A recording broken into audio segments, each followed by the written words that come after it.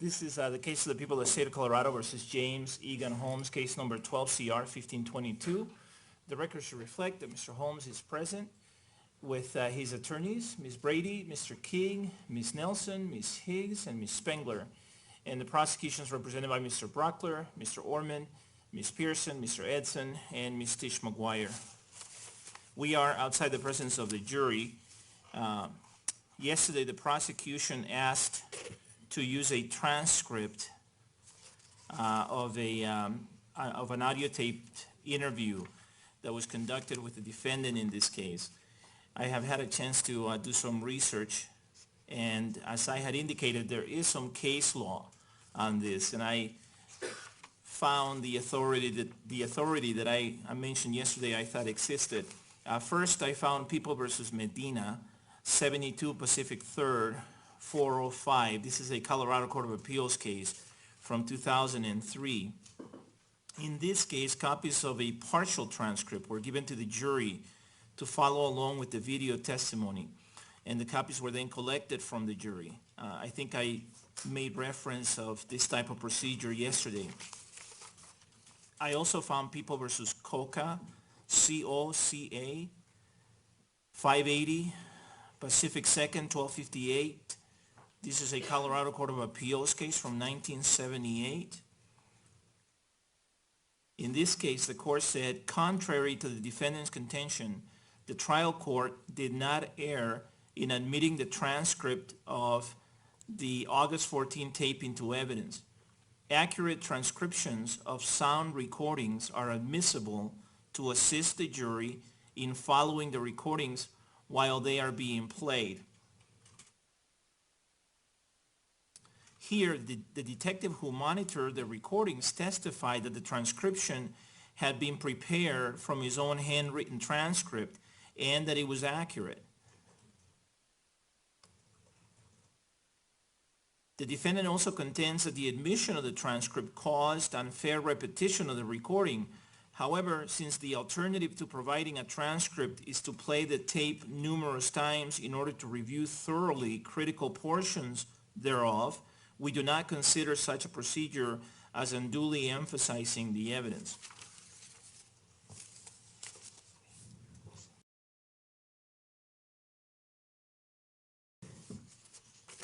In People versus Al-Yosef, that's A-L-Y-O-S-I-F, 206 Pacific 3rd, 824, Colorado Court of Appeals case from 2006, the court said that courts have recognized the need to use transcripts of tape-recorded conversations to assist the jury where portions of a tape are inaudible. In this case, over the defendant's objection, the trial court admitted a videotaped interview of the defendant and the transcript of that interview after the interviewing detective testified that the transcript was a fair and accurate representation of the interview. Also, after a witness testified for the prosecution, the people offered into evidence his videotape interview and the transcript of that interview as prior inconsistent statements. The court noted that the transcripts were properly admitted into evidence. In People versus Haider, it's H-A-I-D-E-R, 829 Pacific 2nd, 455, Colorado Court of Appeals case from 1991. The court said that courts have long recognized the need to use transcripts of tape-recorded conversations to assist the jury where portions of a tape are inaudible. If the parties do not stipulate to an official transcript, and official is in quotation marks, the judge may either make a pretrial determination of the accuracy of the transcript by comparing it to the tapes, or may permit the jury to examine both versions of the transcript so that it can determine which version is more accurate. We therefore conclude that the admission of the disputed transcripts here did not constitute error. The court then said that under the holding of United States versus Onori, O-N-O-R-I, 535 Federal 2nd, 938, 5th Circuit, 1976, to eliminate potential prejudice to the defendant, the trial court, if requested, should give a cautionary instruction informing the members of the jury that the transcript is to be considered as any other evidence which they can accept or reject based on their listening to the recording, and the jury should be told that it is the final arbiter of which version, if either, is accurate. The court then said, we adopt the reasoning in Honori as Colorado law and therefore conclude that if the accuracy of a transcript is disputed and one of the parties requests an instruction, the trial court must give the cautionary instruction. This method will assure the defendant's right to a fair trial with no prejudice to the people.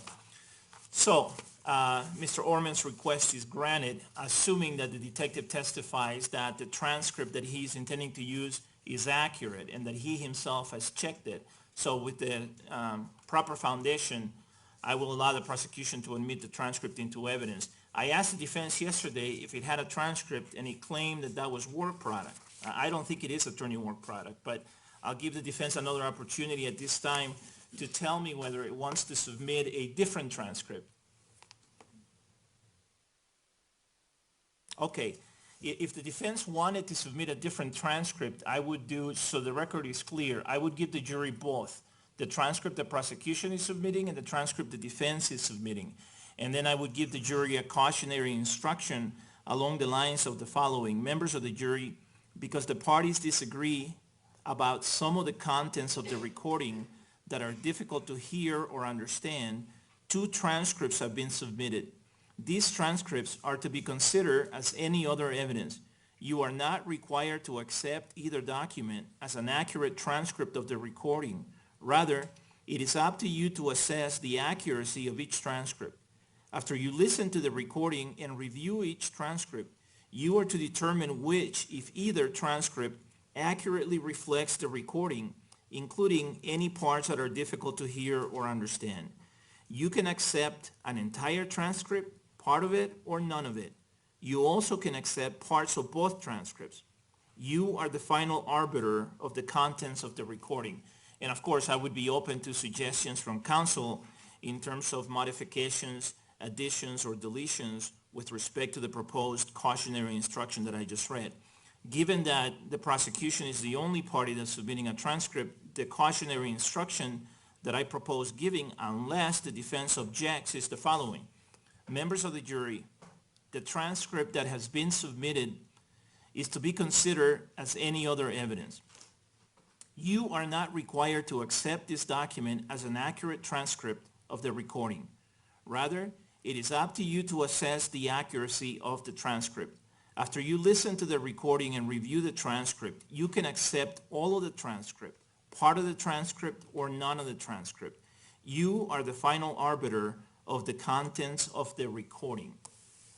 So the question is, does the defense want me to give that instruction, or is the defense opposed to that instruction? You're not opposed to that instruction. You'd ask that you give it. All right. And what about the prosecution? Any position? Your Honor, I have no objection to the instruction, although I'm not a big fan of using the word arbiter with jurors. It seems to be a hyper-technical word that lawyers understand, so I would use the word judge instead of arbiter, but I agree that's sort of nitpicking. I just don't like to use words jurors might not understand. That came from the Honori case. I think it's the name of the case. I read that case itself. Yes, Honori. Does the defense have any objection to me changing arbiter and using judge instead? No. Okay. And so I will say you are the final judges of the contents of the recording without objection from the parties.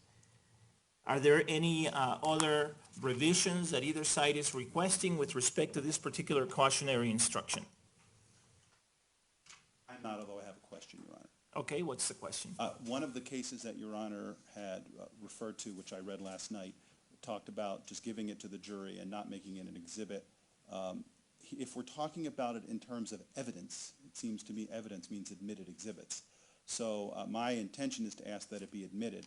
I was just wondering if the court had a plan of me just giving it to the juror and taking it back. If the people are moving to admit it into evidence, then I'm going to admit it, assuming the foundation is laid, the proper foundation is laid. And then we'll mark it as an exhibit. And then in terms of whether the transcript and the audio tape goes back to the jury room during deliberations, there's specific case law on that, and so I think we address that later. Just don't let me forget that we will not send that back to the jury room during deliberations until we've had a conversation about it, okay? So I read that Medina case because I had mentioned that particular procedure, and Colorado law seems to me recognizes both. The type of procedure where you give a transcript to the jury in court to follow along as the recording is played and then take the transcript back, and the procedure where the transcript itself is admitted into evidence. And since the prosecution is moving the transcript into evidence, and assuming the proper foundation is laid, I will allow it. And the Honori case, by the way, has a fairly lengthy discussion about why transcripts in this type of situation should not be treated as an aid, such as, for example, lighting being an aid to assist the jury in seeing things better in the courtroom, but rather it should be treated as an exhibit, as evidence, and then given a cautionary instruction that, just like any other evidence, the jury has to decide what weight to give to it, and whether to accept it or reject it, or accept it in part and reject it in part. So, any other revisions, modifications, additions, or deletions with respect to the cautionary instruction that I read, Ms. Spengler? No? Yeah, it's hard to hear, especially when you speak, Ms. Spengler, you're soft-spoken. By the way, I want to thank Ms. Spengler for bringing this issue up yesterday. That was exactly the right way to handle it, and I very much appreciate her doing that. So I had asked the parties to do this, and she brought it up at the end of the day. That gave me time last night to research this, and so I very much appreciate her doing that. All right, let's bring the jury in.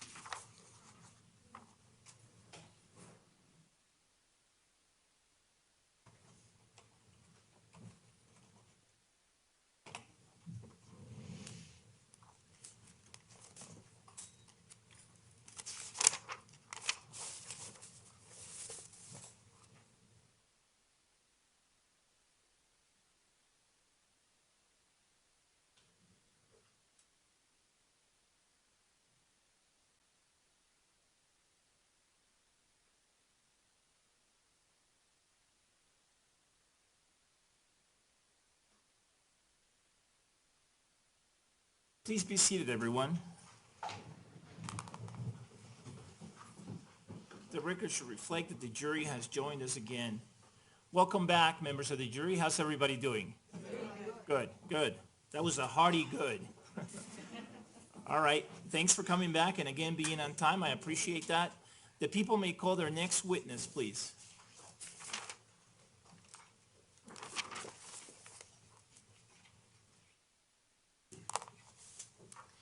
Denise Axelrod.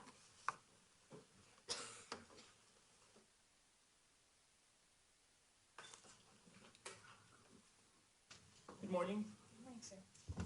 Can I have you raise your right hand so I can administer an oath? Do you solemnly swear or affirm under penalty of law that the testimony you're about to give is the truth, the whole truth, and nothing but the truth? All right, please be seated. Please tell us your full name and spell your first and last names. Denise Axelrod, Deniseaxelrod. Ms. Tish McGuire, you may proceed. Thank you, Your Honor. Good morning. Morning. Could you please tell the jury if you were at the Century 16 movie theater in Aurora, Colorado on July 19th of 2012? Yes, ma'am, I was. And did that go into the early morning hours of July 20th of 2012? Yes, ma'am. Could you please tell the jury about what you remember about the day of July 19th prior to going to the movie theater that day? My husband and I had just recently gotten back from our honeymoon. I got up, I started some laundry. Our friend came over. We decided to go to Costco to get things to make a pot roast in our new crock pot. I started the pot roast. We watched all of the previous Batman movies. At some point during the day, we went to the theater to purchase our tickets. I don't remember who paid for them or how we got them. Went back to the house, had dinner, watched the final Batman movie before we drove to the theater. And Could you tell the jury who your friend's name is that you spent the day with? yes, ma'am, Joshua Nolan, Could you spell that for the jury? Joshua Nowlan, I believe. Do you recall how you got to the theater that night? Yes, ma'am, we drove separately. Josh took his vehicle and my husband and I took our vehicle. Do you know what time you got to the movie theater? I want to say an hour, possibly 45 minutes before the movie started. What happened when you got to the theater? Did you have to wait in line? No, ma'am. We already had our tickets. We went to the concession. I believe Josh bought peanut M&Ms and Brandon and I bought a large Coke. We went to the theater and proceeded to find our seats. Do you recall what theater number you went into? Not at the time. No, ma'am. I just went in. Do you now know or believe what theater it was? Yes, ma'am. It was What theater? Theater 9. Now, how did you go about the process of choosing your seats? Well, there were still quite a few open, so we wanted the best seats. So we found some place in the middle that would accommodate the three of us. What did you do while you were waiting for the movie to begin? People watched, watched other people come in, made fun of people. Just people watched, made jokes amongst ourselves. At some point in time, did the movie begin? Yes, ma'am, it did. And do you recall if there were previews before the movie? Yes, ma'am. The only one I remember was the one for Superman. And after the previews, did Batman begin? Yes, ma'am. And at some point in time, did something happen during your movie? Yes, ma'am. After the scene where Catwoman steals the pearls from Bruce Wayne's manor, you know when you shake up a soda can and you open it and it's that psh sound? I heard that sound and I saw something fly from the lower right of the theater to the upper left. There was a pop and smoke began to come out, and then I heard the first shot. Now, when you said that you saw something go from the lower right to the other side of the theater, is that if you're facing the movie theater screen? So if that's the movie theater screen, is that what you saw? Yes, ma'am. So what did you do after you heard the first gunshot? I didn't really do anything. My husband grabbed me firmly by the back of the neck and threw me to the ground, and he tried to cover me with his body. My head was roughly in between his knees, and he was covering the upper half of me. He told me, "Don't scream." So I tried to be quiet. I told him that I loved him because I didn't know if it would be the last time that I would be able to do so. There was just a lot of screaming. You can hear people running. You can hear the gunshots.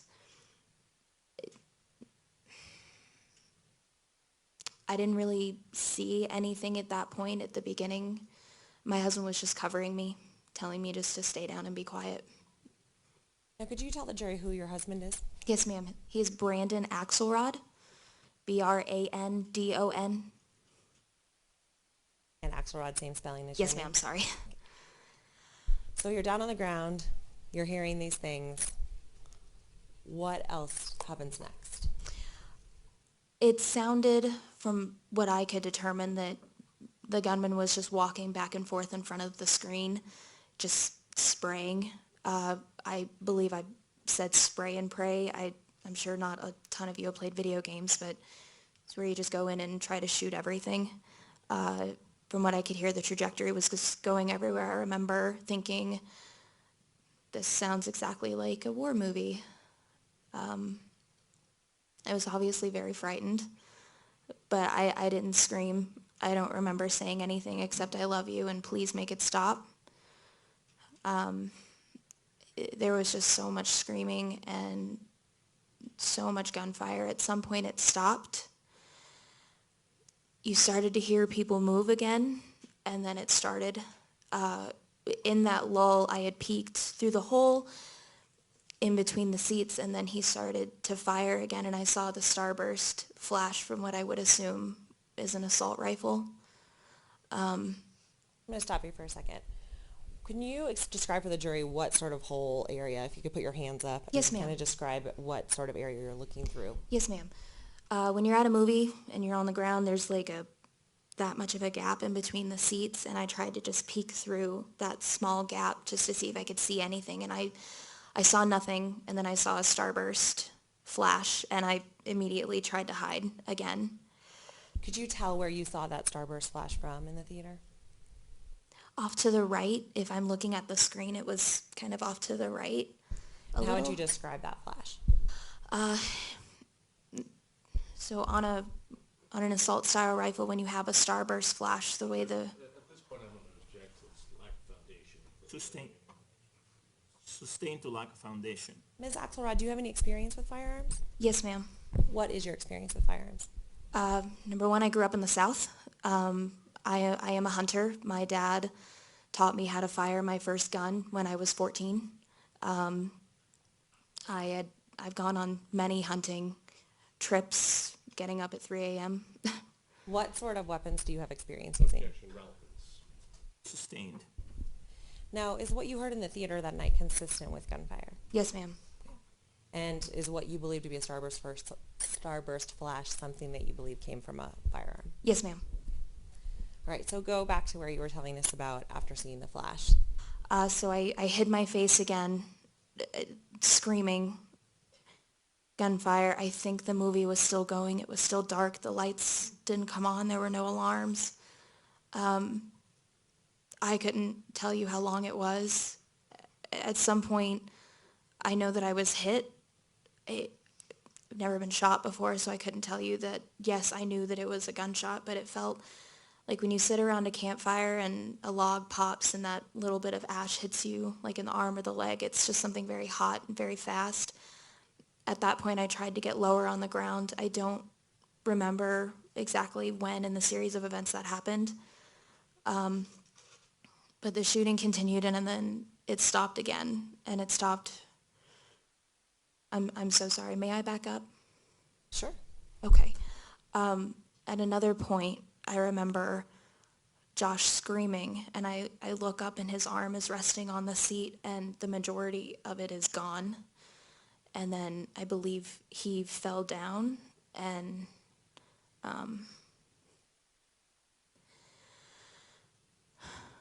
it just all kept going. And then at some point, it did stop again. My husband told me to get up, and he took my shirt and wrapped it around Josh's arm. We tried to help Josh, but we couldn't. And then we got up, and he started to push me up the stairs. And I guess he saw the gunman on the other side. I'm not. Sustained. I wanted you pass, since this is Mr. King's witness, pass the microphone to him, please. The objection as to calling for speculation is sustained under Rule 602. Thank you, Your Honor. So if you could just tell us about your observations. Yes, ma'am. And to clarify as well, is this person who pushed you up the stairs, is this your husband at this point in time? Yes, ma'am. Brandon was pushing me up the stairs. Something happened. He spun me around and shoved me back down the stairs. What I remember most vividly is holding on to the railing as I was wearing slippers. And I remember looking at my hand, and it was just completely covered in blood. We got to the bottom of the stairs and had to step over a man. I don't know if he was dead, but we had to step over him. We turned to go back down the hallway, stepped over a magazine and shells, ammunition, and the walls were just smeared with so much blood. And we got out, and there were two officers. We raised our hands and said, "We're not armed," and they told us to go. We were told to go outside. We started grabbing firemen, police officers, anyone that we could, trying to tell them, "Our friend is still in there. There's still people in there. You have to help them." And we were told to go to the triage area. For some reason, some woman grabbed me, and Brandon told me, "I have to go help Josh." And some woman held me and said, "God wants him to go back in," and just made me really mad. And I said, "To hell with you. I'm Judge, at gonna- this point, I'm going to object to the narrative nature of this responses. There Ms. have to be Axelrod. questions in here. All right. I'm sorry. The objection as to the narrative is sustained pursuant to Rule 611A. So after you got outside the theater, what did you observe? It was chaos. It was just the worst scene imaginable. People were screaming, people were crying, there was blood everywhere. There were officers and firemen just trying to grab a hold of the situation, doing everything that they could, and we were told to go to the triage center. Let's talk about the triage center. So when you get to the triage center, what happens? Well, my husband Brandon had pulled my pants down and said, "You're bleeding," because I said it hurt. We went And over what area of your body is this? my right butt cheek. And what did your husband notice? Just that I was bleeding a lot. We had gone over to the triage center. Either a fireman or an EMT looked at it, said I needed to go to a hospital. They tried to take me by myself. I refused to go without my husband. There were other people sitting waiting for an ambulance. It was very bad. Now, were you eventually transported to a hospital? Yes, ma'am. My husband and I were taken to Aurora South, where it was an equally chaotic scene. What happened when you got to Aurora South? They put us in a back room, just the two of us. Eventually, we were both taken for x-rays and then taken back to the room. Right? And what happened when you got back to the room? Well, as I learned later, the hospital had mixed up my x-ray and I was told that I was just grazed. So they gave us a Band-Aid, they gave my husband an ice pack, and they gave us, or myself, a prescription for Vicodin, and we were told we could just go. At any point in time, did you return to the hospital? Yes, ma'am. The following day, and they said it looked fine. They gave me another bandage, and we were able to go up and actually see Josh. And were you able to observe Josh and Josh's injuries at that time? Yes, Objection ma'am. cumulative. Sustained pursuant to Rule 403. Now, at some point in time, did you learn that you had not just been grazed by a bullet? Yes, ma'am. After 2 weeks, it was severely bruised, so I went to my primary care physician. She took one look at it, said no, there's something wrong. I got new x-rays and a new CT scan, found that there was a bullet lodged in my right butt cheek. 2 weeks later, I had an outpatient surgery procedure where it was cut out. So how long after the shooting was it that this happened? About a Asked and answered.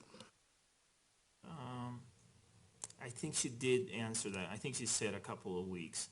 But I'll let you clarify, so I'll overrule it. Overall, it was about a month after the initial shooting. Then how long of a recovery process was it for you? Months. Do you have any additional injuries today?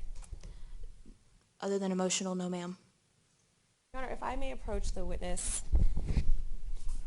Yes. Thank you, Your Honor.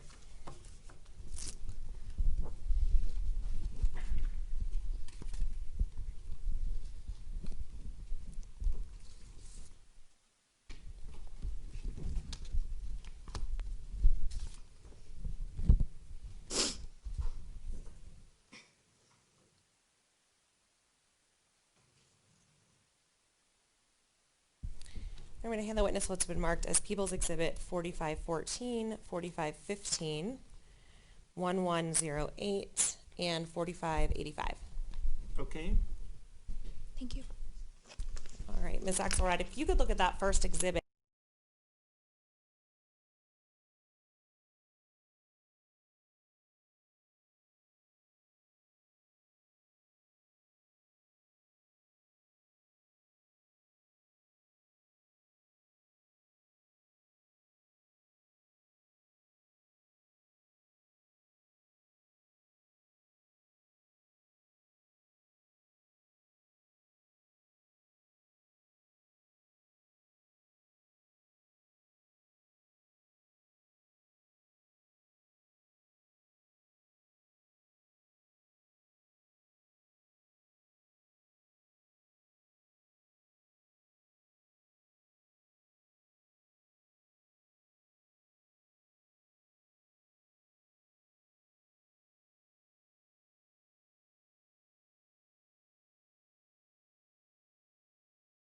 Who is that person? Joshua Nolan. Okay, and did you have an opportunity to visit Mr. Nolan in the hospital? Yes, ma'am. Objection. Cumulative. Sustained. It's a foundation question for the photograph, Your Honor. It's still sustained. Does that photograph fairly and accurately represent what Mr. Nolan looked like in the hospital on July 20th of 2012? Yes, ma'am. Objection. Relevance. Mr. King, are you going to object to 4585? Judge, I think it's already been admitted. Perhaps not. but- Has 4585 been admitted? It is not, Your Honor. We did not admit any face pictures of Mr. Nolan, and I'm just trying to help the jury put together who all of these witnesses are. It's just to help the jury understand the people that were together in the theater, Your Honor. Judge, Right, Mr. King, are you still objecting to 4585 yes, sir. under Rule 403? Yes, sir. The objection is sustained as cumulative. All right, thank you, Your Honor. Your Honor, at this time, I would move for the admittance of the other exhibits that the people tendered to the court. Any objection to exhibits 4514, 4515, and 1008? No objection. Without objection, exhibits 4514, 4515, and 1008 are admitted and may be published. Thank you, Your Honor.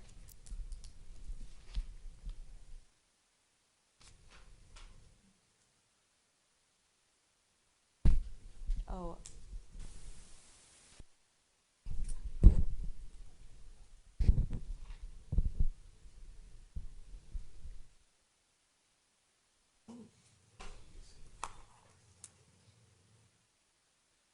Can I have 4514, please?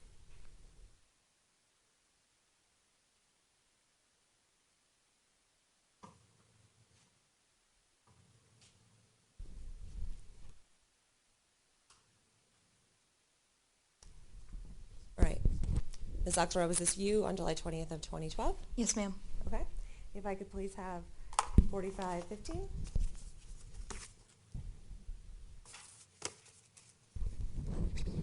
Ms. Axelrod, is this a photograph of your gunshot that you sustained on July 20th of 2012? Yes, ma'am. Okay. And if I could have 1008.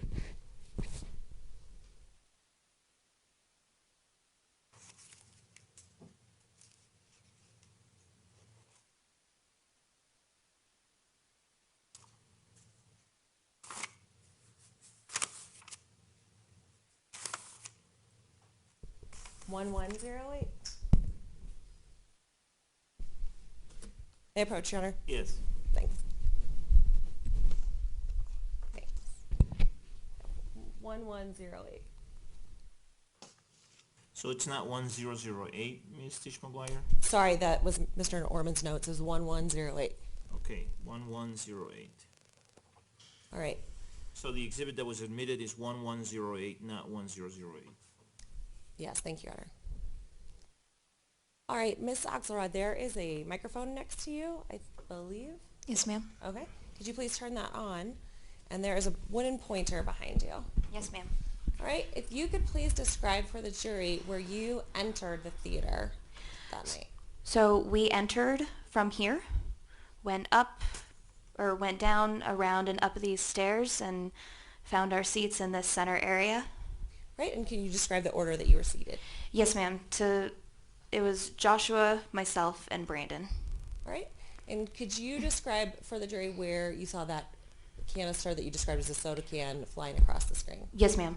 It started from here, went up and over, and landed somewhere in this area. All right. And could you also describe for the jury where you saw the flashes in the theater? Right about here. Could you describe for the jury your exit path? Yes, ma'am. We started going up this side, turned around, went down, back this way. This is where I saw the man, and then we turned and exited out the same way we came in. And could you clarify when you said you saw the man, what was it that you saw? It was a man lying on the floor face down. He wasn't moving. I have no further questions. Thank you, Your Honor. Mr. King, any cross-examination? I have no questions, thank you. The jury may have a question for you, so give us just a moment, okay? Yes, sir. Thank you.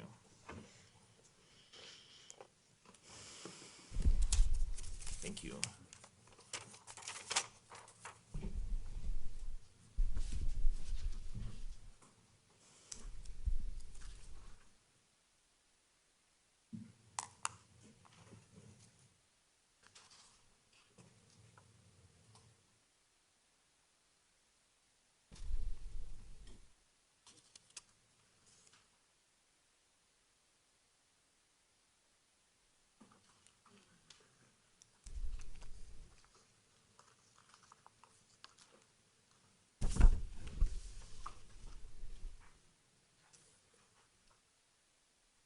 All right, would counsel please approach?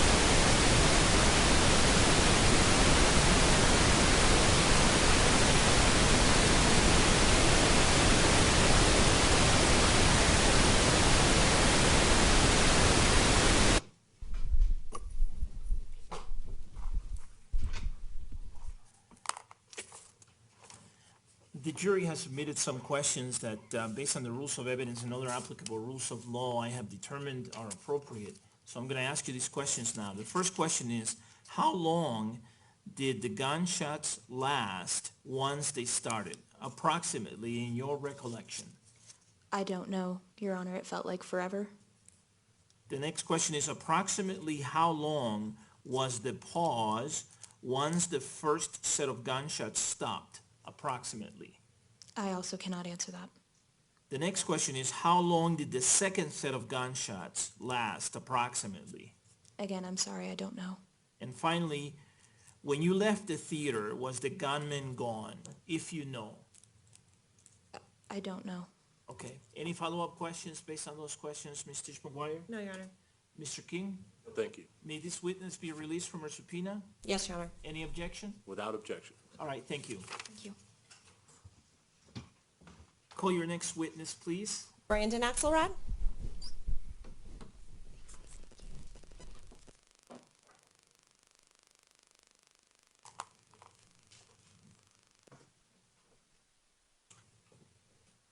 Good morning. Good morning. Do you solemnly swear or affirm under penalty of law that the testimony you're about to give will be the truth, the whole truth, and nothing but the truth? I do. Okay, please be seated. Please tell us your full name and spell your first and last names. Brandon Axelrod, Brandon Axelrod. Ms. Tish McGuire, you may proceed. Thank you, Your Honor. Were you at the Century 16 movie theater on July 19th of 2012? Yes, ma'am. Did that go into the early morning of July 19th? Yes, ma'am. July 20th of 2012. Yes, ma'am. What do you recall about the day of July 19th of 2012 prior to going to the movie theater that day? We had just gotten back from our honeymoon. We ran some domestic errands, just getting food basically in our house. We watched the Batman movies to get ready for the new one. We went to Blimpie to eat lunch. I purchased the tickets. At one point, Josh and I fell asleep during, I believe, the second movie and took a nap. And then we had dinner, and we went to the movie in separate cars. Could you clarify for the record who your wife is? Denise Axelrod, Could you clarify who your friend Josh is? Joshua Nolan. At some point in time, did you make it to the movie theater? Yes, ma'am. How did you get to the movie theater? I drove my car. What time approximately did you get to the movie theater that night? Maybe an hour beforehand. When I had purchased the tickets, the lady at the box office told us to be there an hour. So we might have been a little earlier, but around an hour. What did you do when you got to the movie theater? Denise and I bought a Coke. We, of course, gave them the tickets, and then we went to find our seats. Were you with Mr. Nolan at that point in time? Yes, ma'am. And where did you go find your seats? About halfway up in the middle. Of the stadium seating of the theater? Yes, of the top section. There's the top section and then the bottom section. What did you do while you were waiting for the movie to begin? We looked at the people in costume that had dressed up for the movie, and we were saying it was funny how people do that to go to a movie. But Josh and I talked about our honeymoon. He wasn't able to go to our wedding because it was in Florida, so we just talked, basically. Do you recall anything unusual happening at all prior to the movie beginning? No? At some point in time, were there previews for the movie? Yes, ma'am. And do you recall if your movie began? Yes, ma'am. Now, at the time when your movie's about to begin, were you able to see how full the theater was at that point in time? When the preview started, I stopped paying attention to the people around us, but at that point it was pretty full. Now, at some point in time, did something happen during your movie? Yes, ma'am. Okay. And about how long into your movie was that?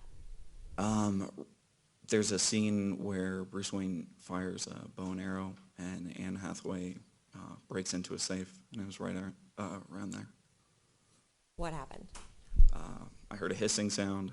I saw something go in front of the lit screen, going from the right to the left, if you're facing the screen. And then the shooting started. What do you remember about the shooting starting? Well, when we heard the hissing, I thought someone had snuck in like a soda and it had exploded or something like that. But then when we saw the smoke, I got worried, and then when we heard the gunfire, we got down. Do you have any experience with firearms? Yes, ma'am. What is your firearm experience? Objection, relevance. Abstain. So what did you do after you started hearing the gunfire? All three of us got down. I tried covering Denise. I put myself between her and the seats in front, at which point my leg got stuck. And we just tried to stay quiet as long as we could. Unfortunately, when Josh was shot, he screamed out. At that point, I had Denise give me her shirt, which was my shirt. It was a long sleeve shirt. And I wrapped that around his left arm. And then Josh yelled about his right leg. And I took my hat and tried to use that for his leg. Now you said that when you went down, your leg got stuck. Can you describe for the jury what you're talking about? Yes, ma'am. I'm not a skinny guy, and there's only a little bit of room between the seats in front of us and I guess the concrete floor, and my leg got wedged at that point. Now, after you had heard Josh yell about his leg, what do you remember after that? Trying to keep Josh calm. I had bits of him on me, so I was worried he might be in serious trouble, and then eventually he stopped making noise, and at that point I was concerned if we didn't get help that he was going to die. What did you do after that? I told Denise we needed to go get someone because no one at that point had come in. We exited from the right up the stairs, at which point I thought I saw someone on the opposite stairs. So I grabbed her and spun her around, pushed her down the stairs.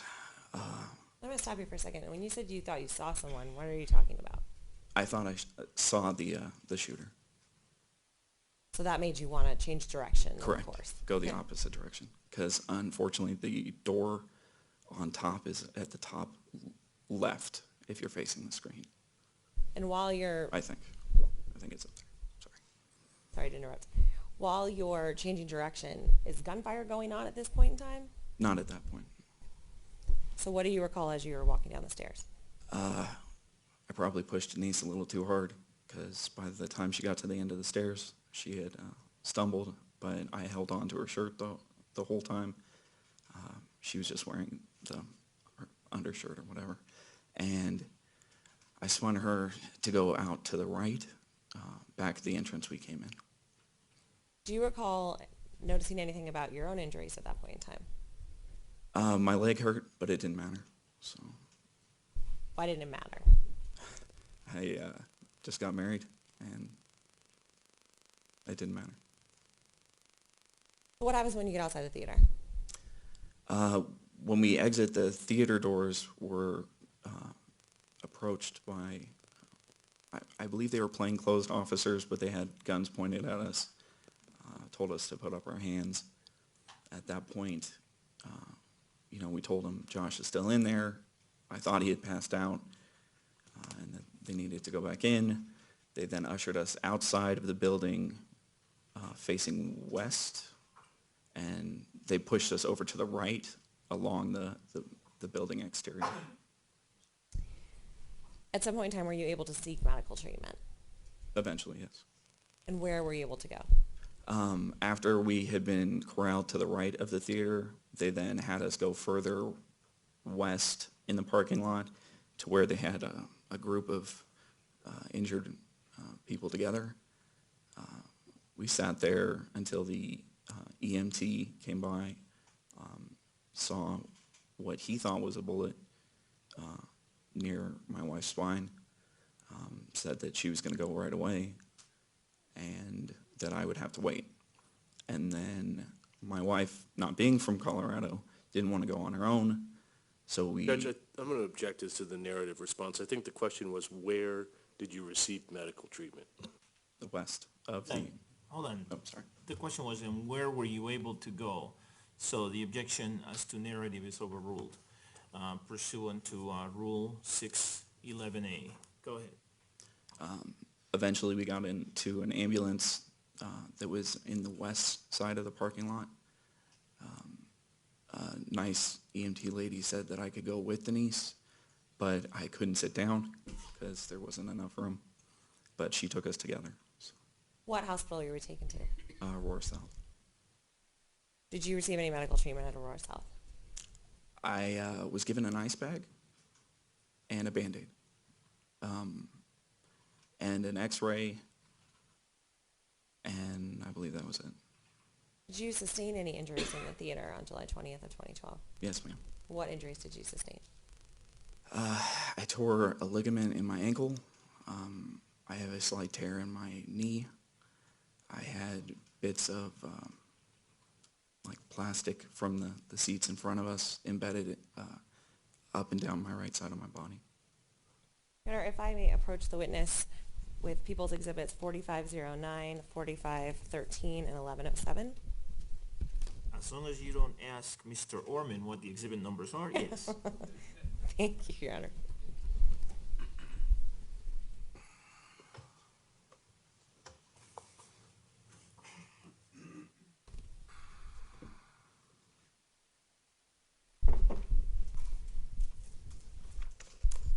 Mr. Axelrod, do you recognize the person in 4509?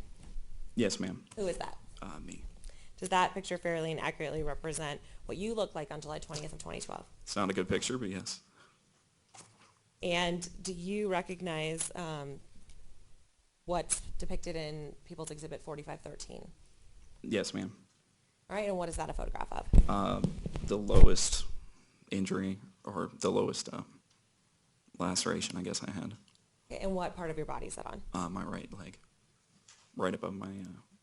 Do you recognize what's depicted in People's Exhibit 1107? Yes, ma'am. All right, and what is that? The diagram of the Theater 9. Your Honor, this time I would move to publish People's Exhibit, or admit People's Exhibits 4509, 4513, and 1107. And for the record, Ms. Tisch-McGuire, 1107 is a diagram of the theater with some of this witness's notes on it. Is that correct? That's correct, Your Honor. All right, and it was Sorry. similarly, with respect to 1108, which was admitted earlier, for the record, that had some notes from Denise Axelrod, correct? That's correct, Your Honor. All right, any objection to the admission of exhibits 4509, 4513, and 1107? No, sir. Without objection, People's Exhibits P-TR 4509, 4513, and 1107 are admitted and may be published. Thank you, Your Honor. If I could please have Exhibit 4509. All right, could you describe for the jury what that photograph depicts? That's me. And is that on July 20th of 2012? Yes, ma'am. All right. If I could please have People's Exhibit 4513.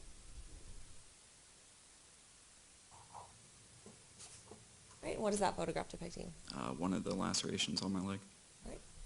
And if I could please have People's Exhibit 1107. All right. Now, Mr. Axelrod, there's a microphone next to you up there. Yes, ma'am. Right, if you could turn that on, please. And there's a stick behind you. All right, if you could please describe for the jury where you entered the theater. We entered on the right side and then came up to the middle of the theater. All right, and then could you please describe for the jury where your seats are? About a little less than halfway in either the 13th or the 14th row. Could you describe for the jury your seating order? I believe it was Josh, myself, and Denise, but it might have been the other way. Okay. And could you describe for the jury where you saw flashes in the theater? In the front section, I guess that's what you would call it. Okay. And did you ever see flashes in any other location of the theater? Just back and forth in the front, Okay. And can you describe for the jury where you saw that object that flew across the theater? starting near, I guess this is an exit door, so going this way, or that way. Sorry. All right. And then could you describe your exit path of the theater? Originally we went this way to try and go out this exit, but we turned around and went out the same way we came in. And could you describe for the jury where you believed that person was that you were concerned was a shooter? On the other side, so right in that area. I have no further questions. Thank you. Mr. King, do you have any cross-examination? I do not, thank you. All right. It does not appear that the jury has any questions. So may this witness be released from his subpoena, Ms. Tish McGuire? Yes, thank you, Your Honor. Is there any objection? Without objection. All right. Thank you, sir. Do I get these two? Give those to Ms. Tish McGuire, and she can put them on the part of the bench back here. Thank you. Why don't you just put him back here, Ms. Tish McGuire, up there on the. Thank you. All right, call your next witness, please. I'm going to call Detective Apple for a limited purpose. Okay.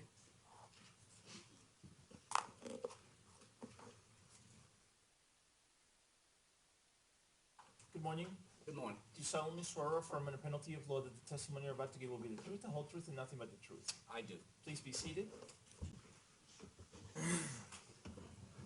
Could you please tell us your full name for the record? Craig John Apple, A-P-P-E-L. And how do you spell your first and middle names? C-R-A-I-G, John, J-O-H-N. Mr. Orman, you may proceed with your direct examination. Thank you, Your Honor. Sir, can you please tell the ladies and gentlemen of the jury who you work for? I'm employed by the Aurora Police Department. Currently, I'm signed over to the FBI Joint Terrorism Task Force.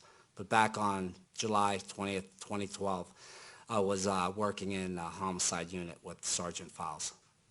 What is your rank or title with the police department? With the Aurora Police Department, detectives were called agents. Is it okay if I call you detective? Yes, sir.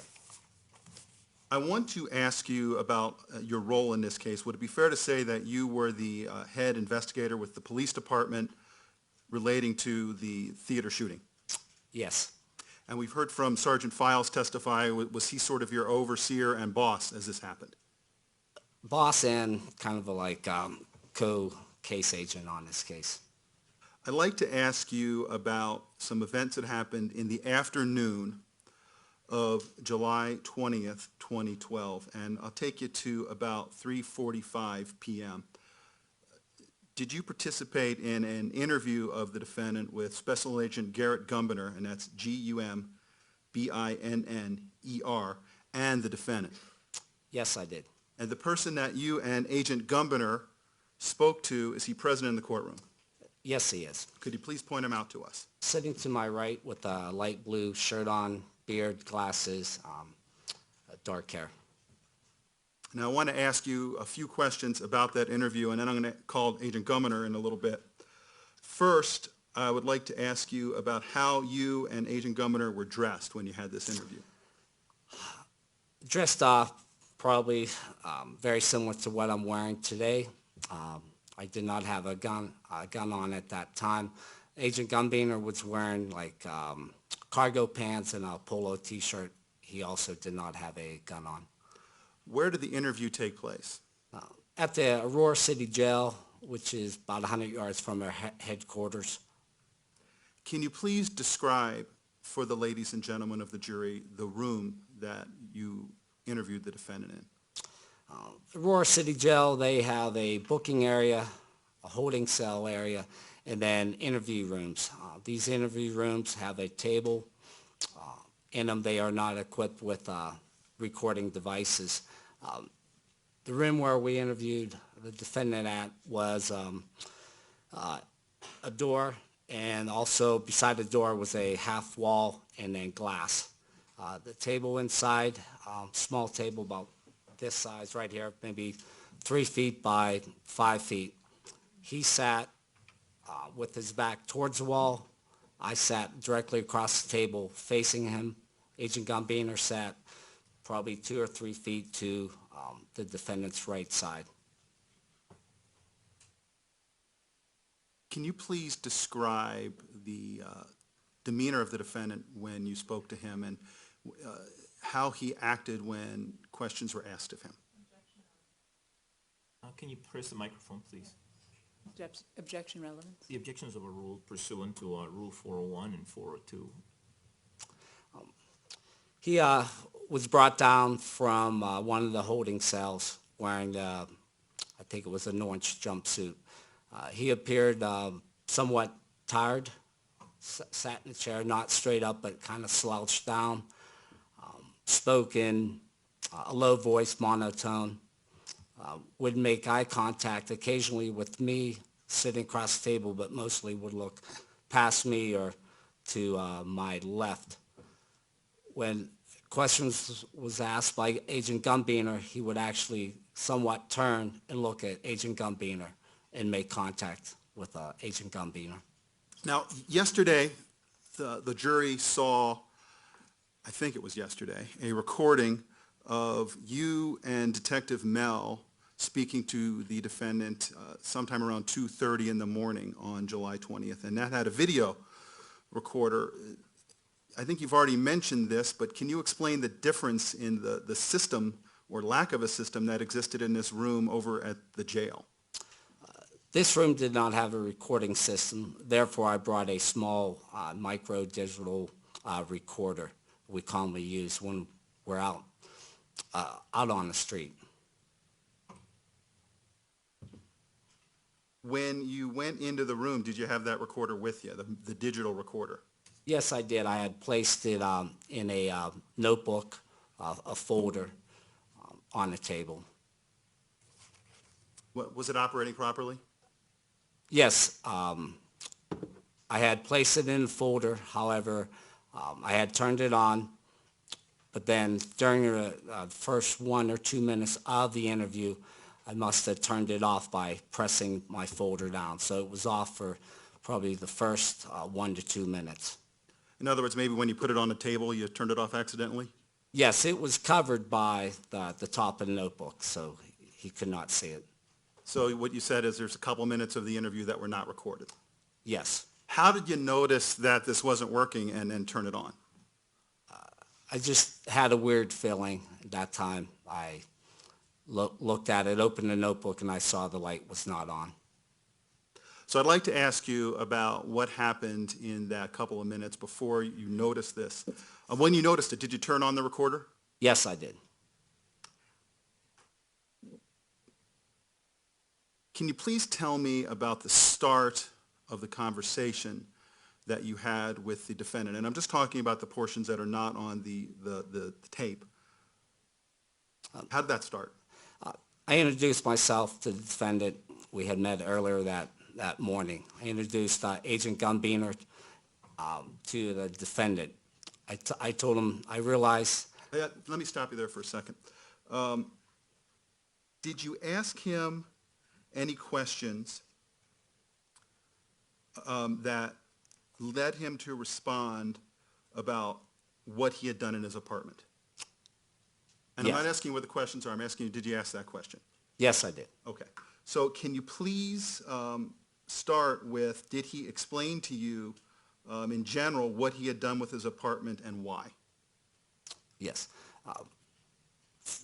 Why was he stated that he placed numerous devices in his apartment to catch fire or to explode, hoping that the police would respond to his apartment instead of the theater. Did he indicate to you whether he had done anything to his apartment that might draw attention to it so that people would go to it? Yes, he did. What did he say? He explained that he had made a recording on his home computer for 25 minutes of silence, and then loud music would play, hoping that the neighbors would hear that and call the police. And is this the point in time where you noticed that there was an issue with the recorder and turned it on? Yes, at that time I had a hunch that it wasn't running. So at the beginning of the recording, I want to just so the jury can understand where we're starting here, what was the topic then that was being discussed when the recorder is turned on? That he had staged a device that if you'd open the door, the explosion or fire would start, more like a tripwire. And did he say what the tripwire was made of? Fishing line. And did he say what that fishing line was attached to? Yes, I believe a thermos, which would, I'm not a bomb tech, would pour some items into a pan, and that would catch fire and start the ignition of this whole process in his apartment. Your Honor, I have no further questions of Detective Apple at this time, but I would like to reserve the right to recall him later. All right. Ms. Spengler, do you have any cross-examination at this time? Briefly, Okay, you may proceed. good morning, Detective Apple. Good morning, ma'am. Detective Apple, the recording that we saw yesterday, the video recording and audio recording of Mr. Holmes with you and Detective Mel, that took place at headquarters, correct? Yes. Okay. And where you and Agent Gumbinner spoke with Mr. Holmes later in the afternoon, that room was within the same building where you had spoken with Mr. Holmes with Detective Mel, is that correct? No, it isn't. Okay, how far is it? The whole Aurora complex is probably about 100 yards to the west. You walk through the parking lot, and we have our own side that we can go in, And how long does that walk take? as long as it takes to walk 100 yards. Okay. And so the recording device, video and audio recording device, was within 100 yards of where you eventually spoke with Mr. Holmes later that afternoon. Yes, a different building. Okay. And I want to talk to you about what was said to Mr. Holmes prior to asking him questions about his apartment. And what was said to him by you and Agent Gumbinner was that the main purpose for you to be there seeing him again was the safety of women and children and people in the neighborhood, correct? Yes. No further questions. Any redirect, Mr. Orman? No, Your Honor, thank you. All right. There may be a question or more from the jury, so give us just a moment, please.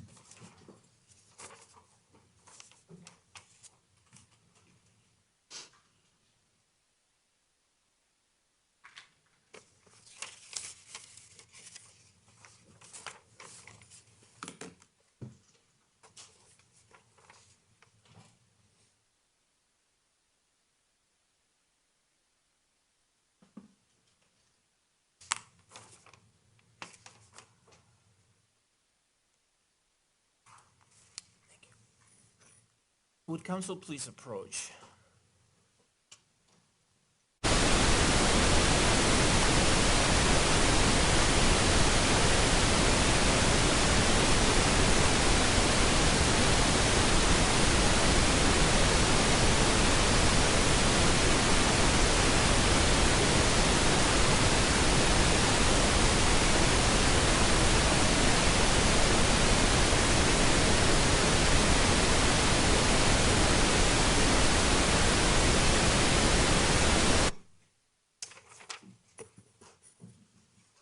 Sir, the jury has submitted a question that, based on the rules of evidence and other applicable rules of law, I have concluded is appropriate, so I am going to ask it now. The question is, what time was this second interview and how long did it last? I believe the second interview started at 3:45 p.m. and lasted for approximately 38 minutes. Any follow-up questions, Mr. Orman? No, Your Honor, thank you. Any follow-up questions, Ms. Spengler? All right, thank you. Sir, you're subject to recall, and you may be under the defense's subpoena as well. And so there's a likelihood that you'll be recalled by either party or perhaps both. Thank you. Yes, thank you. Mr. Orman, you may call your next witness, please. Special Agent Garrett Gumben, Your Honor.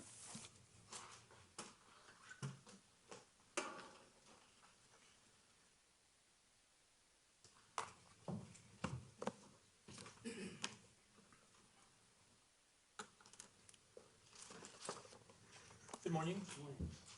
You solemnly swear or affirm under penalty of law that the testimony you're about to give will be the truth, the whole truth, and nothing but the truth? I do. Please be seated.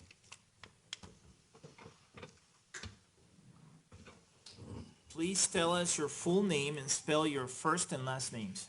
Garrett Gumbener, Garrett, last name spelled Gumbinner. All right, thank you. Please make sure you speak into the microphone, so move the microphone if you need to, and please speak slowly so that my co-reporter can take down what you say. Mr. Orman, you may proceed. Thank you. Agent, how are you employed? I work for the Federal Bureau of Investigation. What is your job title?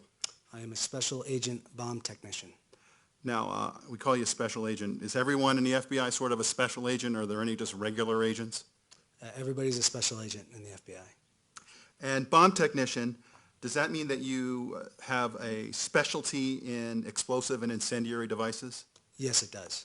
How long have you been a special agent bomb technician? Since 2005, about 10 years. How long have you been with the FBI total? Just over 15 years. I joined in 1999. Let's talk about your training as a bomb technician and explosives. Can you please give the jury an overview of what you had to do to not only be a special agent, but a special agent bomb technician? In order to be a special agent in the FBI, you attend a 16-week school up in Quantico, Virginia. I believe now it's about 22 weeks where you go through intensive investigative training, interview training, as well as all aspects of law enforcement. To become a special agent bomb technician in the FBI, you attend a school in Redstone Arsenal, Alabama called the Hazardous Device School. Every public safety bomb technician in the United States attends that school. It's a 6-week school that teaches us how to render safe improvised explosive devices and other hazardous devices, such as dispersal devices or incendiary devices. It also teaches us how to do demolition. There's also robot operations and electronics that's involved in that school. Do you have to be recertified or get refresher courses? Yes, every 3 years, every public safety bomb tech in the United States goes back to the Hazardous Device School for 1 week and runs through additional problems to be recertified. Have you been deployed to various places in your job as a special agent bomb technician? Yes, I've been deployed around the United States to numerous special events such as Super Bowls and World Series. I deployed overseas in 2007 in support of Operation Iraqi Freedom to Iraq, where I embedded with a unit that did a counter improvised explosive device mission in order to process scenes of IEDs that were being utilized in Iraq. I've also traveled around the world training, as well as here in the United States, training other bomb techs and our military explosive ordnance disposal operators. Your Honor, pursuant to the court's previous order, I move to have Special Agent Gumbener accepted as an expert witness in the field of explosive and incendiary devices as a bomb technician. Any additional objection, Ms. Spengler? No. All right. Without additional objections, based on my previous ruling, Special Agent Gumbener is accepted by the court as an expert witness in the field of explosives and incendiary devices as a bomb technician. And so what that means, folks, is that he may render expert opinions now. Let me give you an instruction about expert opinion testimony. I'm going to give you this instruction at the end of the trial as well, when I give you all the jury instructions.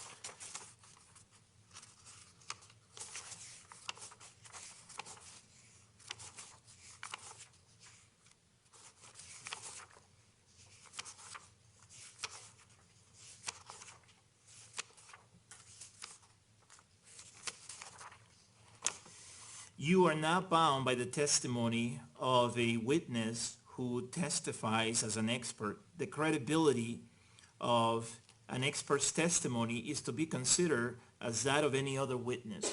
You may believe all of an expert witness's testimony, part of it or none of it.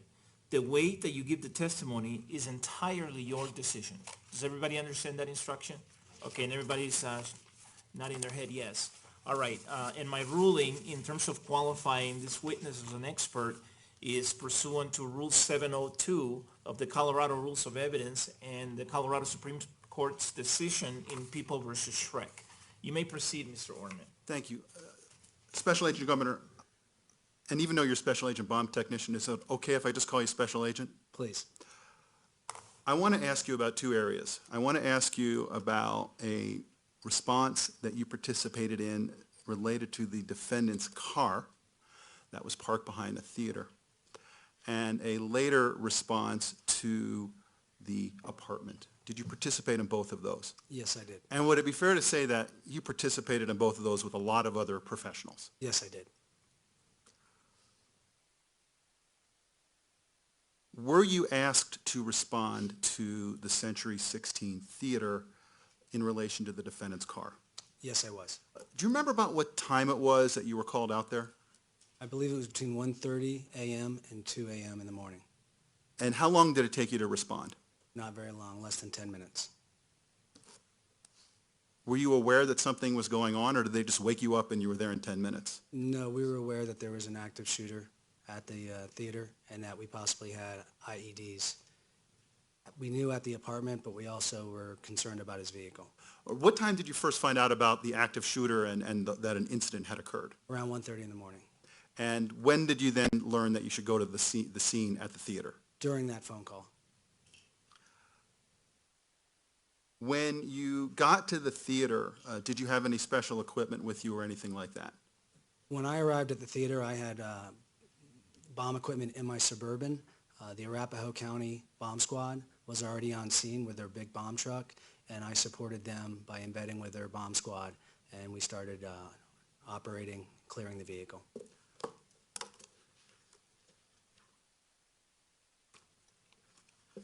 Your Honor, if I may approach the witness with 4 photographs that I have shown to counsel. Yes. And these, for the record, Your Honor, are 2984, 2985, 2986, and 2987. Okay, thank you. So I named the counsel once again. All right, thank you. Because I showed her a bunch of photographs. All right, thank you. Thank you. Can you please tell me what we're looking at there? You're looking at a photo from behind the theater of the defendant's vehicle. And do those photographs accurately depict what the layout was behind the theater and where that vehicle was situated? Yes, they do. Your Honor, at this point, I move to admit 2484. Now I'm looking at my notes, and now I'm not. The exhibits I just handed to the witness, Your Honor. All right, is there any objection to exhibits P-TR-2984, 2985, 2986, and 2987? No. All right, without objection, they're all admitted and they may be published. Thank you. If we could please put up 2984.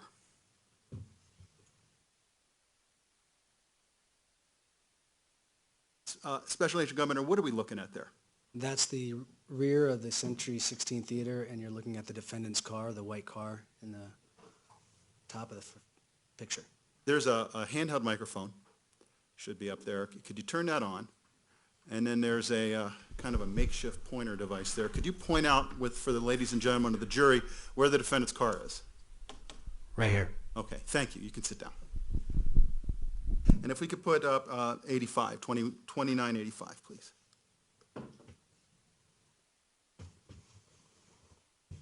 What are we looking at there? That's an elevated photo of the defendant's vehicle parked behind the theater. And if we could have 2986, please.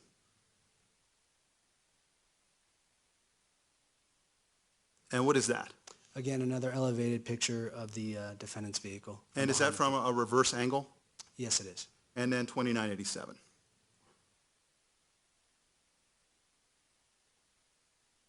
And what are we looking at there?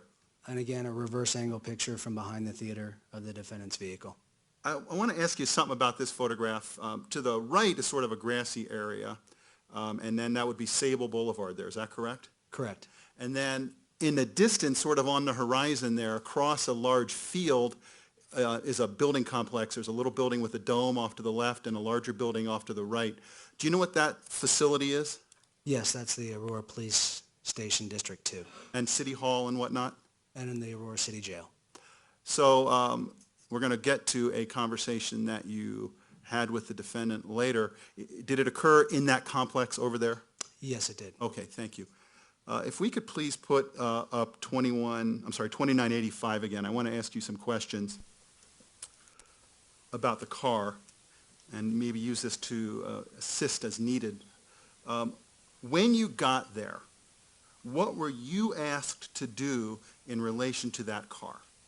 Myself and the Arapahoe County Bomb Squad were tasked with clearing that vehicle for explosive hazards, for improvised explosive devices or any incendiary devices that might be in that vehicle. Now, I think that this word clear is probably something that police and FBI agents use all the time, but probably not in the same way that people would use it. Well, I guess you're people too, but you know what I mean. What do you mean by clear? To search the vehicle and make sure there weren't any IEDs that could harm first responders such as officers that then ended up searching the vehicle. What is an IED? It's an improvised explosive device. Did you then participate in, as you described it, clearing that car? Yes, I did. Who were you working with? I was working with bomb technician Craig Clark from the Arapahoe County Bomb Squad and bomb technician Troy Waller with the Arapahoe County Bomb Squad. Also, my partner, Special Agent Bomb Technician Miles Guterham, was on scene for the first few hours. What did you do to start with clearing of the car? First of all, did you have to put on any special equipment? Well, as bomb technicians, when we need to clear a vehicle or we need to clear any item, we like to use a remote platform. We don't like to send a bomb technician downrange or towards the target vehicle or target improvised explosive device if we don't have to. So what we did in this case, and what we do in a lot of cases, the remote platform that we used was a bomb robot. So we started attempting to clear the vehicle of IEDs with the robot. Were you successful in doing that? Somewhat. We had limited access utilizing the robot. Unfortunately, the tint on the vehicle, on the windows, we weren't able to see through, and on the front windshield of the vehicle, there was a sunshade, so we were unable to see inside the car. Because of that, did you have to go, as you called it, downrange? So we broke the windows with the bomb robot, but we were still unable to gain full access to the vehicle. So myself and bomb technician Troy Waller put on the big green bomb suits that protect us from fragmentation and the thermal effect of IEDs. And we walked down to the vehicle and manually started clearing the items that were inside the vehicle. And is this bomb suit similar to what you might see on a TV show where you got a bomb technician? Yes, it's the big green suit that weighs about anywhere between 85 and 90 pounds that you see in the movies and also on TV. Were you wearing a helmet? Yes. What kind of helmet? It's the helmet that goes with the bomb suit. Do you know what it's made out of? Ceramic material, Kevlar, very heavy and very large. Now, I'd like to, and you can refer to this picture here, and if I'm going to ask you a question that would get into some kind of particularly sensitive procedure that you use, that if someone heard about it, they could then, use that as some kind of way to get around what you're doing, let me know, because that's not what I'm trying to get, okay? Okay. So I want to first ask you what you did when you approached the car. One of the first things that Troy and I did when we approached the car, we opened the hatchback. We were unable to open the back of the vehicle with the robot, so Troy and I went down to the vehicle and manually opened the back of the hatchback of the car. Were you able to do that? Yes, we were. And after you did that, were you able to look into the rear of the car? We were. What did you see? Multiple backpacks, other bags that were inside the vehicle. What did you do with those? So we actually utilized the robot again. Both Troy and I backed away from the vehicle, and we utilized the robot to take those bags out of the car. We didn't know if there would be any explosives in those bags, so we wanted to use as much safety as possible. So we took the robot, and all the bags were removed from the vehicle utilizing the bomb robot. At which point, Troy and I went back downrange or down to the vehicle to help clear. And did you do that? We did. Did you take essentially most of the stuff out of the car? A lot of the stuff, yes. Where'd you put it? Behind the vehicle. Did you find any explosive or incendiary devices in the car? No, we did not. Did you see any weapons in the car? Yes, there was two weapons. One handgun was placed on top of the vehicle. When we approached, we could clearly see the handgun sitting on the roof of the car. In the passenger side door in the compartment, there was another handgun inside that compartment.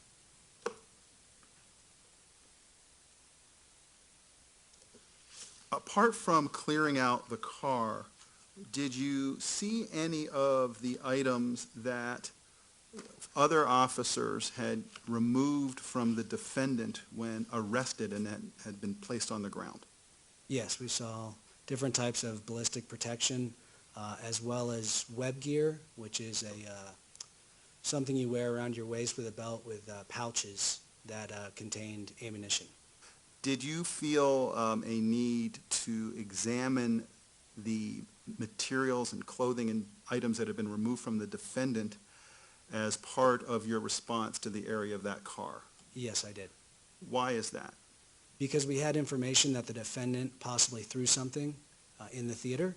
We knew that this clothing was on him at the time, and we were concerned that possibly there was additional either IEDs or an improvised device inside of his clothing or the web gear that he had. Can you tell us what you found when you looked through the clothing and the web gear? Numerous magazines, extended round magazines of ammunition for a Glock handgun, as well as another magazine for an AR-15 and a compression bandage. Your Honor, if I may approach the witness with what has been marked for identification as People's Exhibit 2176, 2180, 2182, and 2183. Yes. And I'll show these to counsel.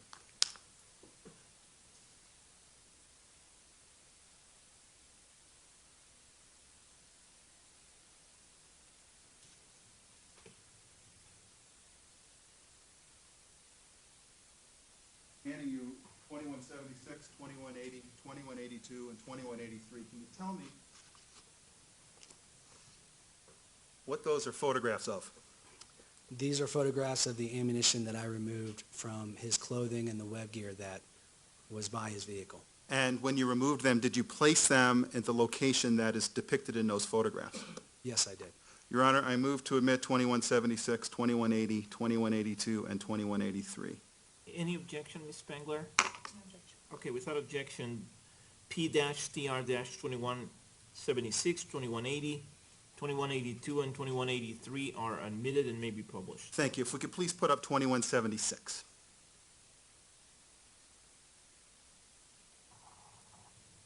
What is that in the top of the photograph, that white object there? That's his vehicle. And underneath it, I can sort of see something that looks like a backboard. Do you know how that got there? Yes, when myself and Relevance. Overruled? the other bomb technician were on scene, there was a lot of medical equipment that was by his vehicle due to the victims being treated.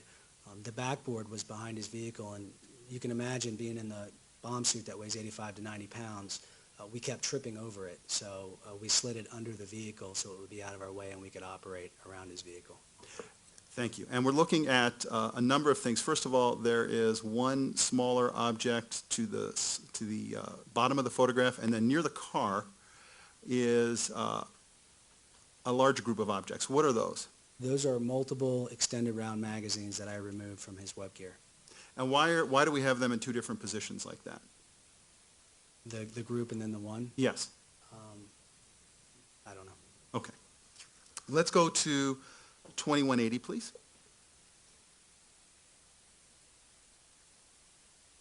What are we looking at there? Again, that's a close-up video of the extended round magazines for the handguns, as well as one magazine for an AR-15 assault rifle. Can you please point out, and actually, what's this object down, it's like in a plastic pouch. That's the compression bandage that was inside one of the pouches. Can you point out the different types of magazines using that pointer and point out the compression bandage? So these are the extended round magazines for the handgun.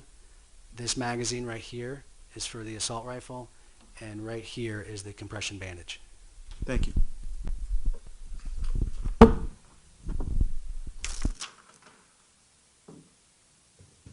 Do you have first aid training? I do. Do you know what a compression bandage is? Yes, I do. What is it? So a compression bandage is utilized if you receive a wound or a gunshot wound to your legs or arms. One of the things that you want to do immediately is apply pressure to that area. The compression bandage allows itself, once you wrap it onto the wound, it holds pressure on that gunshot wound or on that wound. And where'd you find that compression bandage? That was inside his web gear. Can I have 1 second, Your Honor? Yes.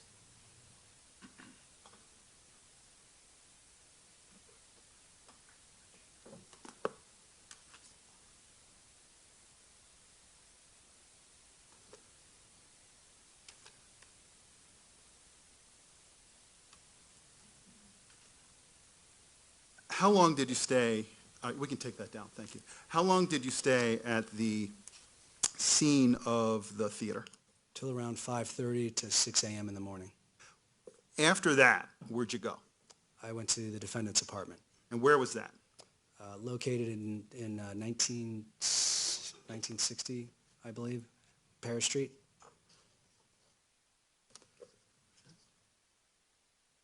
Would that be maybe 1690? Yes, 1690. And was that was that apartment where everything was found, was that now?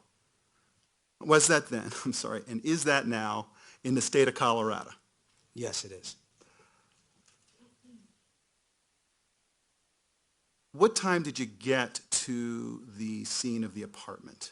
Around 6 a.m., between 6 a.m. and 6:30 in the morning. Who else was there when you arrived? Multiple bomb technicians from the Adams County Bomb Squad, my partner, SABT Miles Guterham, as well as numerous first responders from the Aurora Fire Department, as well as the Aurora Police Department.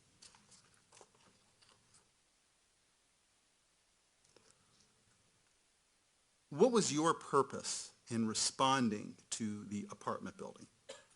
I was tasked, along with multiple other bomb technicians in the area, to render safe the devices inside the defendant's apartment, as well as communicating the information to the Aurora Fire Department, the Aurora Police Department, as well as allocating the FBI resources that were on scene and briefing the command staff that shortly thereafter were on scene. What did you do when you first got to the apartment? Try to gather as much information on the scene as possible. At that point in time, were you able to see inside the apartment? At that point in time, we had a robot that was in the doorway of the defendant's apartment, and we were able to see with a limited scope inside of his living room. And that was mainly it. Shortly thereafter, we ended up breaking all the windows to the apartment and gaining a little bit more access through the windows. Were you able to see the images on the computer screen that was showing what the bomb robot was seeing? Yes, we were. On any bomb robot, you have multiple cameras that are wireless cameras that will feed the video back to the bomb squad truck. And at that point, we had video of the limited access that we had inside his apartment being fed back to the bomb technicians in the bomb truck. So we were able to see somewhat inside of his living room. If I showed you some screen captures from the bomb robot video, would you be able to say whether or not they accurately depict what was observed through the bomb robot video? Yes, I would. Your Honor, if I can, I'm going to approach the witness with what has been marked for identification as People's Exhibit 4856, 4857, 4858, 4859, 4860. Yes.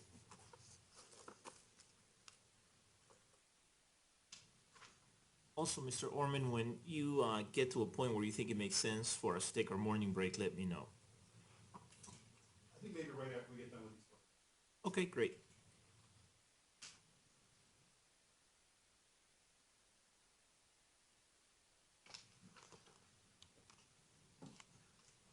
Can you tell us what those photographs are?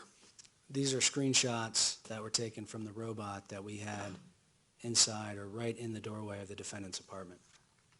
Do they accurately depict what was seen from the robot that was up in the doorway of the defendant's apartment? Yes, absolutely. I move to admit, Your Honor. Any objection to those exhibits, Ms. Spengler? No objection. All right, without objection, exhibits P-TR-4856, 4857, 4858, 4859, and 4860 are admitted and may be published. Before we get to those, I want to ask you a couple of questions about what you saw. And when you looked through the camera of the robot and you saw what was in the apartment, did you have an opinion about whether that appeared to you to be an explosive or incendiary device? We thought we had multiple improvised explosive devices as well as a booby trap that was possibly an incendiary device. Let's talk about the booby trap, and then I want to talk about the pictures. Describe, what is a booby trap? So a booby trap is anything that would be a victim operated, such as a tripwire. So say a victim would walk into a room and he'd hit the tripwire, that would be a victim operated booby trap that would then initiate either an improvised explosive device or an improvised incendiary devices. And we're going to see the photograph in just a second, but if you could describe what you saw went through the camera of the robot that looked to you to be a booby trap. So in the doorway of the defendant's apartment, you could see a line, which appeared to be a fishing line, running from the door jamb, and it was attached to a thermos that was laying at a 45-degree angle over a frying pan. So you had a thermos that had some type of liquid in it at a 45-degree angle that was attached to this fishing line that went to his door, and the thermos was staged or sitting over a frying pan full of a different type of material or ingredient. And when you looked at that, were you concerned that that might be some type of explosive or incendiary device? Yes, we actually thought it was an incendiary device. Okay, if we can please put up 4856.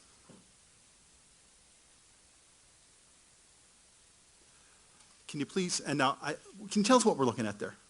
So you're looking from the defendant's door jamb into his living room. You can see the thermos that has liquid inside at an angle over the frying pan, and the thermos is again attached to that fishing line that goes to the door jamb of the defendant's apartment. Is that fishing line visible in this photograph? Yes, it is. Could you please use that microphone and pointer again and show that to the ladies and gentlemen of the jury? So you can see right here the fishing line is attached to the handle of the thermos, and then it runs up to the door jamb. If we could have 4857, please. And why don't you just stay there and let me ask you a couple questions about these as we do this. What are we looking at in 4857? So this is right by the defendant's door, and you can see that he's placed the fishing line and he's attached it with a tack. Right next to the door. thumbtack? Yes. Okay, if we could have the next one, 4858. And what are we looking at there as far as that booby trap is concerned? So again, you can see the fishing line running from the door jamb down to where it was attached to the thermos. Now, I see that there's an illumination where you can see items on the floor and so forth. Do you know what was providing that illumination? The robot. Was the apartment dark otherwise? Yes, it was. Okay. And if we could move to the next one, which I believe is 4859. And I think we can see the thermos a little bit better there. Can you please tell us what we're looking at there? So again, we have the bomb robot in the door jamb of the defendant's apartment. You can see his front door right here. And again, you see white powder that the defendant has sprinkled on the floor. And then right here is the thermos, and you can't really make out, but the fishing line is attached right to the left of where the door closes. And if we could have the last one, 5860, please.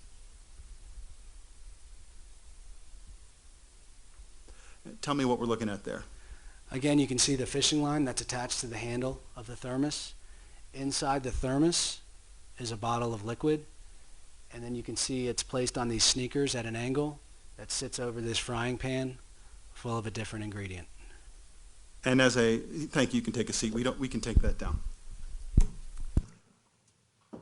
As a special agent bomb technician, did this cause you concern about whether this was a dangerous situation? Absolutely. Excuse me, objection asked and answered. Overruled. Absolutely. We were gravely concerned once we saw the booby trap. Your Honor, Gravely concerned once we saw the booby trap. I think this would be a good time to take the break. All right. Members of the jury, let's go ahead and take our morning break. Please remember all the admonitions related to your conduct when you're not in the courtroom apply during each break, each and every break. And so those apply during the break. Enjoy the break, and I'll see you back here in 20 minutes.